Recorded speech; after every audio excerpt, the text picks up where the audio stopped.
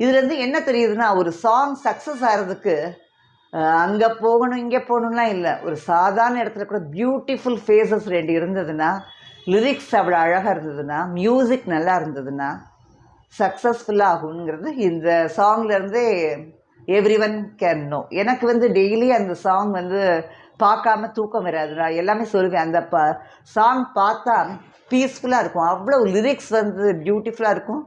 Face வந்து அவ்வளோ அழகாக இருக்கும். 2 பேர் க்ளோஸ்அப்பில் காட்டுறதுக்கு ஒரு ஃபேஸஸ் 2 ஃபேஸையும் க்ளோஸ்அப்பில் காட்டுறதுக்கு அவங்க ஃபேஸ் 2 பேரும் தான் வந்து க்ளோஸ்அப்பில் காட்டுற அளவுக்கு ஜூம் பண்ணுற அளவுக்கு ஹேண்ட்ஸம் அண்ட் பியூட்டிஃபுல் ஃபேஸஸ். அது அந்த 2 பேரோட ஃபேஸ்னால அந்த சாங் அவ்வளோ அழகாக இருக்கும்.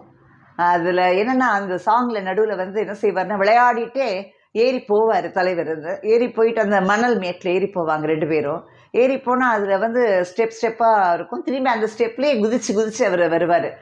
அதே மாதிரி அது நல்ல நுணுக்கமாக அது பார்த்தா தெரியும். அந்த சாங்கை அப்சர்வ் பண்ணால் தான் அந்த சின்ன டீட்டெயில் கூட தெரியும், அழகாக இருக்கும்.